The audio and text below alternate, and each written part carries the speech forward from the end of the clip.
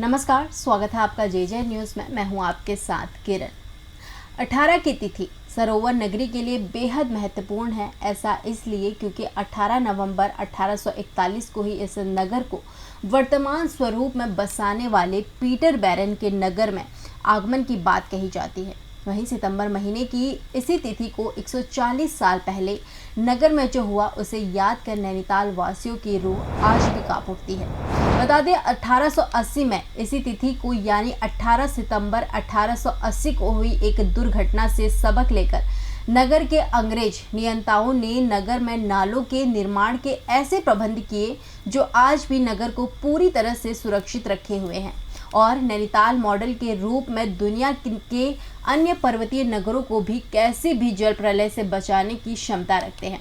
लेकिन देश आज़ाद होने के बाद हर साल नगर में इस दिन 1880 की याद करते हुए उस घटना में दिवंगत हुए लोगों को श्रद्धांजलि देने की औपचारिकता भर निभाई जाती है। किंतु नगरवासी इन नालों को अतिक्रमण और गंदा कर नगरवासी अपने पैरों पर कुल्हाड़ी मारने की राह पर नजर आते हैं और कोई भी सही मायने में सबक लेता नहीं दिखता है। नतीजा घटना की पुनरावृत्ति के रूप में सामने न आए, इसकी दुआ ही की जा सकती है।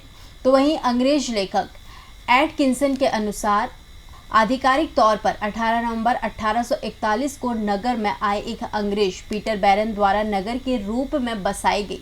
ऐसे में सरोवर नगरी नैनीताल में कम करके 1880 तक नगर में उस दौर के लिहाजे से काफ़ी निर्माण हो चुके थे और नगर की जनसंख्या लगभग 2500 के आसपास पहुंच गई थी।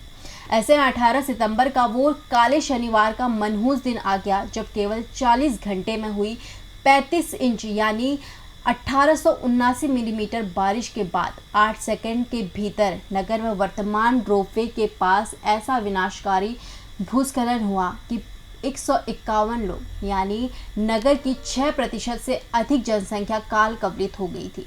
साथ ही उस जमाने के नगर का सबसे विशाल विक्टोरिया होटल और बेल के विसात खाने की दुकान समेत तत्कालीन बोट हाउस क्लब के पास स्थित वास्तविक नैना देवी मंदिर जमींदोज हो गए। हालांकि यह अलग बात है कि इस विनाश ने नगर को वर्तमान फ्लैट मैदान के रूप में अनोखा तोहफा दिया।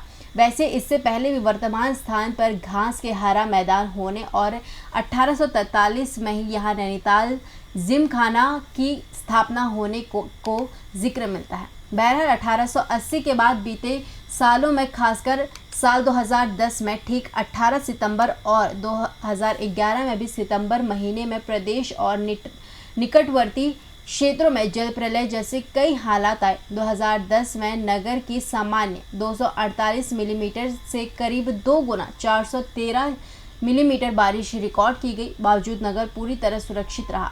इसका श्रेय नगर के नालों को दिया जाता है। लेकिन नगर ने सितंबर 2015 में नगर के नालों में अतिक्रमण का वह रूप भी देखा जब इससे कुछ दिन पहले ही नालों से हटाए गए होटलों के स्थान से आए मलबे से माल रोड पर मलबे का पहाड़ बन गया।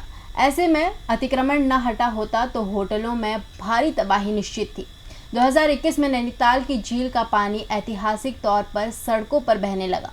घरों दुकानों में फंसे लोगों को बचाने के लिए सेना तक बुलानी पड़ी। लेकिन माता नैना देवी की कृपा कहे तो कि नैनीताल मॉडल का प्रभाव कहीं कोई जनहानि नहीं हुई, जिसको नगर के बुजुर्ग आम जन अधिकारी हर कोई इस बात को स्वीकार करते हैं। लेकिन कोई इस घटना से सबक लेता नहीं दिखा। फिलहाल हमारी इस खबर में इतना ही। बाकी की तमाम खबरों के लिए आप देखते रहिए जे न्यूज़। धन्यवाद।